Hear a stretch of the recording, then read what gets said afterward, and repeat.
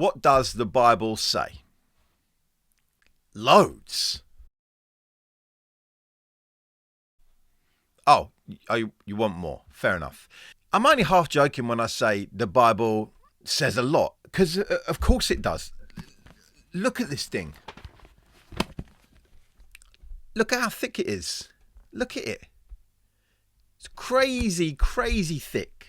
There's a lot of words in here. I don't even know how many words. I probably should look it up. I didn't do that for you. Maybe next time. So I realised that this is a fairly impossible little video to make here. What does the Bible say? So I think I'm going to come at it from a slightly different angle, rather than trying to tell you every jot and tittle that it says and run through every narrative. And there is infographics and other talks and content you can find out there that do that. Let me give you the quick cliff notes on this thing as best I can. The Bible says that there is a creator, and that a creator created everything. Everything you see around you, everything you've ever experienced or tasted or smelt or dreamt, they all come from the power, the creative nature of the creator. You and I, we are part of the created order. The Bible says that we are the peak of it, that we're the last thing he created, that we are the cornerstone of what he did. The Bible says that everything he created, he said, this is good. But when he created us, men and women, he said, this is exceedingly good. This is bountiful. This has endless potential. Then the Bible says that as results of our choice, with the power given to us, God gave us that power of choice, and we could use it one of two ways or numerous ways, but some good and bad. We chose some bad, and as a result we were disconnected not only from our creator but also from creation, both men and women, man to man, women to women. There was a distance created, but also us to the created order of things.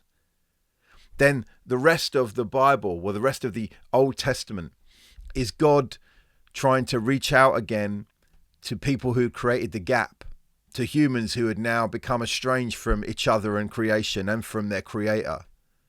And the rest of the Old Testament goes along, and you see different moments where God intervenes and talks to individuals and talks to a nation and gives guidance through judges who are empowered to do certain things, and then tries to give guidance through law, you may have heard of the 10 Commandments that Moses received, and then there was 613, somewhere in the 600 and some other laws that came out of that became the Jewish law. But none of it worked. None of it works. And the Old Testament is a sorry tale of God reaching out, and of men and women reaching out, and of some good stuff, but ultimately there's always a failure point. There's always a break. There's always a point where people cannot quite do what needs doing. No law that's followed, no action that's taken can quite fix the rift, the fracture at the base of creation. Then we come to the New Testament and something changes.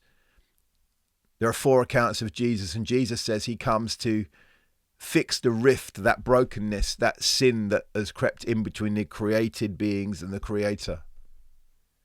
And he comes and he gathers people to himself, and he teaches them, and he performs miracles of healing and provision. And he draws massive crowds to him because he accepts everyone. He gives everyone a path back to fixing what's broken.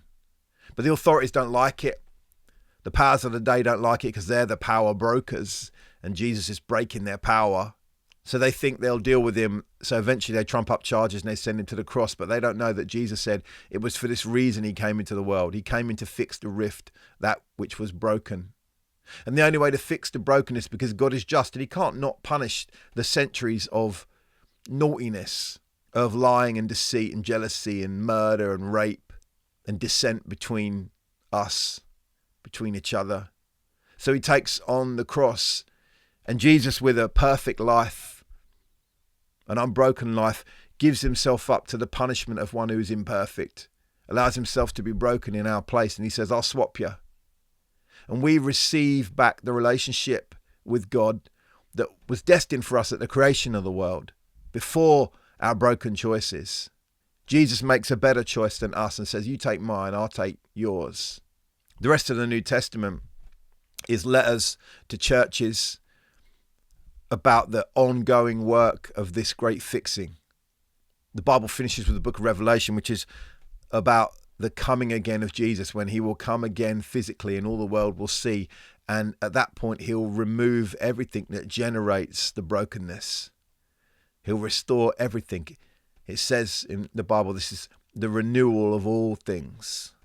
The renewal of all things. We have never known the earth as it should be. We've never known ourselves as we should be. We get glimpses of it now. Those of us that walk with Jesus, we get glimpses of what it is. I think we all in our lives, Christian or not, get glimpses of what life really should be. When we fall in love, when we give our time and rescue another, we feel it.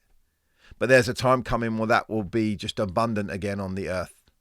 That is essentially the message of the Bible. But I've not given you all the little bits in between, all the narratives, all the people, all the confusing parts, all the seemingly contradictory parts. But that's the message of the Bible. But here's one thing, and someone told me this years ago, and it is cheesy and it is cliche, but it's kind of helpful. When you look at the Bible, whether you understand it or not, whether you think you know what's going on, whether you think it's a load of blarney or not, there's a lot in here.